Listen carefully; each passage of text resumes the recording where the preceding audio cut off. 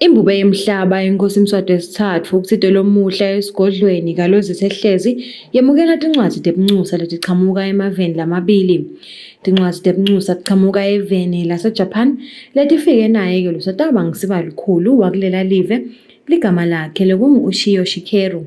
Shikeru uthi makakhuluma naso silo semhlaba waveta ukuthi uthunywa ke inkosi yabo ye-Japan Empire luthumele ukuthi alethe letincwadzi tekuthi nguye ke lusatawubamba budlelwane emkhatsini welive laseSwatini nelive laseJapan. Hey, no, Your Majesty, may I please present the ambassador designate from Japan. Your Majesty, please. Wasesoyasho ukuthi live laseJapan lisatawuchubeka futhi nekubambisa live leMswati enthuthukweni lokufaka ekhatsi kutemfundvo kutemphilo kutekulima ekubeni nekudla lokwanele kanye netindzaba tekubambisana ekugucugukeni kwesimo selitulu i-climate change. Wasesoyasho ukuthi ufisile ukuthi angachubeka naye etena lokunye lokusha lokutawuletha ke intuthuko eveni lakangwane ngekubanjiswa live laseJapan. To further promoting our bilateral relations and to continue contributing to the development of Eswatini, encouraging the friendship and mutual understanding between the people of our two countries.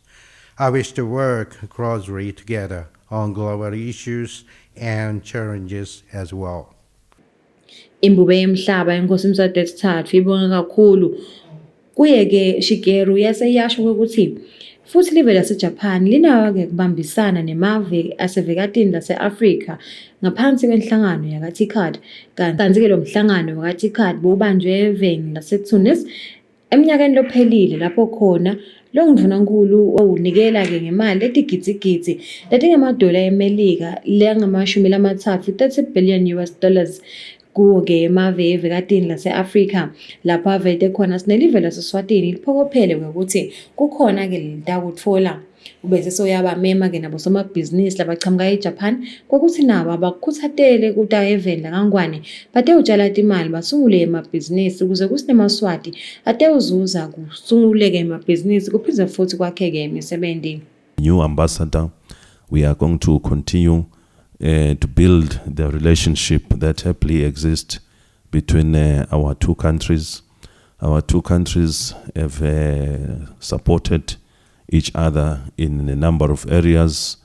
We are grateful that Japan has been there to give support in many areas. In the rural areas, you've given a lot of support, infrastructure. You also mentioned education, health, agriculture, and so on.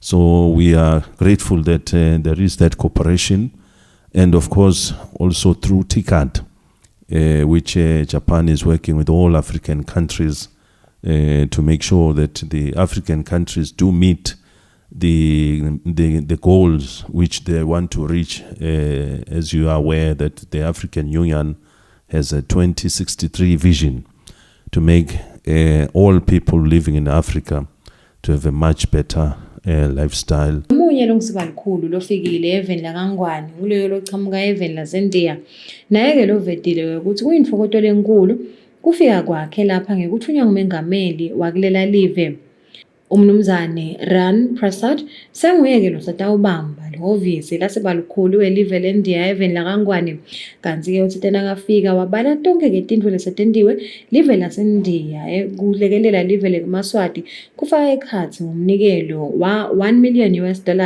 lwanikelelwa baka-NDMA kanye nekudla nako lokwanikelelwa baka-NDMA kusibanikete sive seMswati lesiswele kanye nawo ke umjovo wekugomela umkhuhlane we-COVID-19 yona ke i-vaccine njengoba live laseNdiya laba lekucala ekuletheni lo mnikelo eveni laseSwatini. Right, Your Majesty, may I please present the High Commissioner designate from the Republic of India. Your Majesty, please.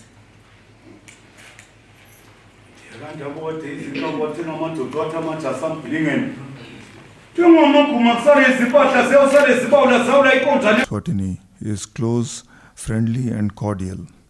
Your Majesty's participation at the 2nd and 3rd India-Africa Forum Summits in Addis Ababa in May 2011 and in New Delhi in October 2015, and participation in the CIA Exim Bank Conclave in March 2017 paved the way for the historic visit of the Honorable President of India in April 2018. Exchange of visits at the highest levels facilitated the establishment of a resident high commission in the kingdom. Imbube yemhlaba ikubonge kakhulu konke lokhu yase seyiyasho ukuthi nelive lakangwane soloke litivulile tandla ekakhulu kulolu sito lolichamuka eveni lendiya njengoba live liphokophele kwakha iphalamende nayo letawakhiwa ngekuchaswa ngetimali ngilo live lemandiya. Imbube ishito ukuthi indzawo seyitfolakele ngawo ukuthi amatfutane kutabeke kuhlatshwa lisoyi umsebenzi uvele uqale. Yase iyasho ukuthi imidvebo yayo ke lephalamende seyisecopheleni lelisetulu esigabeni sekuphela. And we are looking forward that even the new parliament building, which you've just mentioned, which I'm told the designs are at an advanced stage, and pretty soon we will be doing the cutting of the sword, which is very, very important, and of course as well as the backup system, which backs up the RSTP, the data center, that one which the site also has been identified as to where this particular backup system will be placed, and the engineers who were advising on the technical side of it, given the fact that the kingdom has quite a number of mountains. Etindzabeni temsakade we-Channel Yemaswati kubika Khanyisile Mabuza titfombe ngijulisa mamba sisesigodlweni kalozithe hlezi.